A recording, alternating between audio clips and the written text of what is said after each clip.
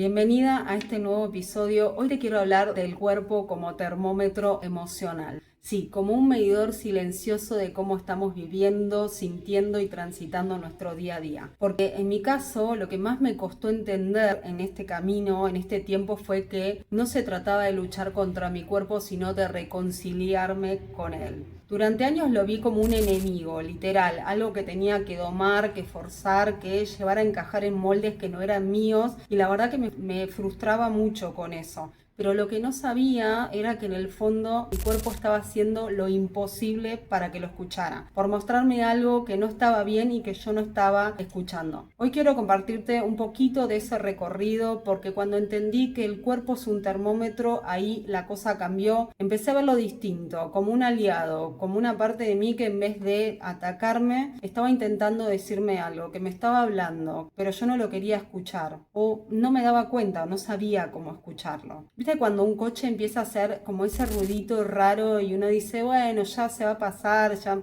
va a desaparecer ese ruidito, y después empieza a empeorar, no desaparece? Bueno, el cuerpo hace lo mismo, empieza con algún síntoma, con alguna señal, alguna cosita. A veces puede ser un dolor de cabeza, una tensión en la nuca, un dolor de estómago, una contractura en la espalda, insomnio y demás, y no lo escuchamos, pero empieza con esas pequeñas señales. Y si no lo escuchamos, ese ruidito se transforma en algo mucho más grande, en una enfermedad, quizás en ansiedad crónica, en una desconexión profunda con nosotras mismas. A veces el cuerpo se marchita, así como una planta que no recibe luz, agua, atención, pero no lo hace por castigarnos, lo hace para llamarnos la atención, para decir, hey, acá estoy, préstame atención. Y ahí me di cuenta que no se trata de correr una maratón ni de hacer dietas extremas como solía hacer. Se trata de escuchar, de aprender a leer los síntomas, incluso los más sutiles, como un termómetro emocional y físico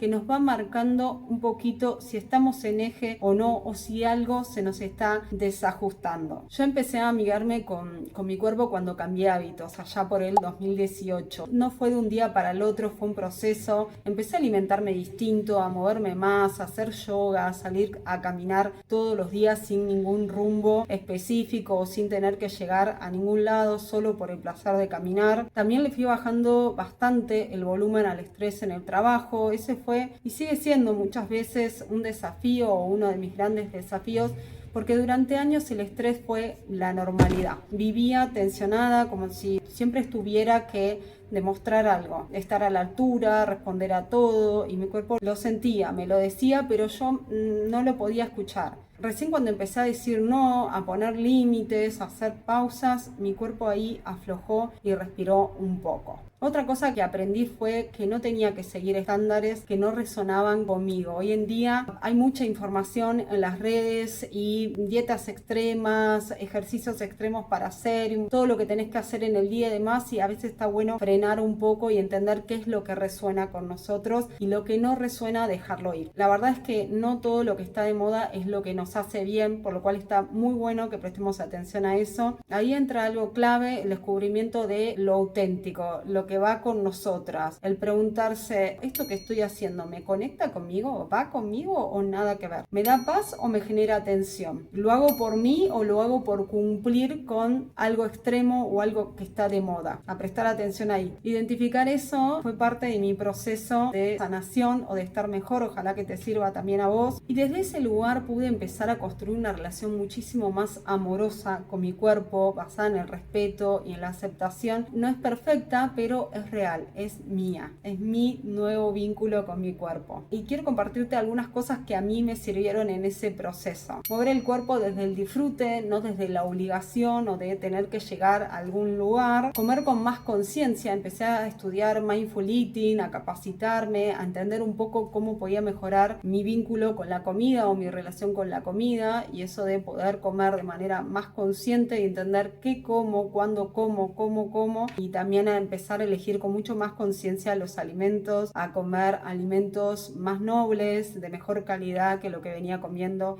hasta ese momento.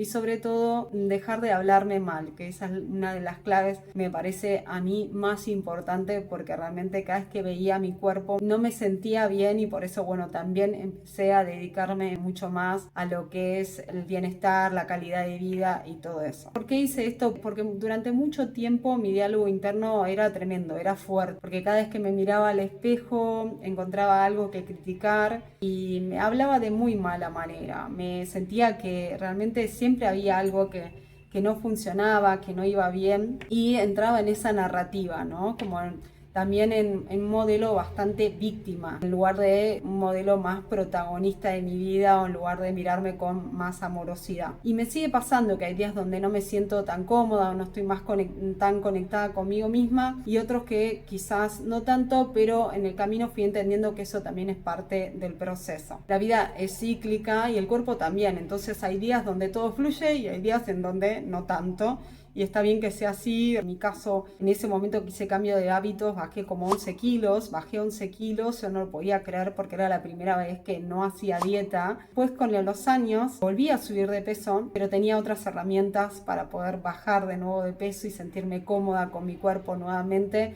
Entonces está bueno entender eso de que el cuerpo es cíclico, que a veces estamos de una manera y a veces estamos de otra, y está bien así, que está bueno escucharnos y habitar, saber escuchar a ese cuerpo que va cambiando en esos ciclos. Para mí volver al eje significa volver a mí, a lo que me hace bien, a lo que me calma, a lo que me alinea, y ese eje es distinto para cada persona, no hay una receta mágica para entender cómo tenemos que escuchar a nuestro cuerpo. Hay una certeza que cuanto más te escuchas, más fácil es encontrar tu camino. Así que hoy te invito a eso, a sintonizar con tu cuerpo, a escucharlo, a leer sus señales, a dejar de luchar contra él y a empezar a caminar al lado suyo, como un equipo. Gracias por estar acá, por escucharme. ¿Sentís que este episodio puede servirle a otra persona? Compartilo. Si querés contarme tu historia, ya sabés que estoy del otro lado. Nos escuchamos en el próximo episodio. Gracias.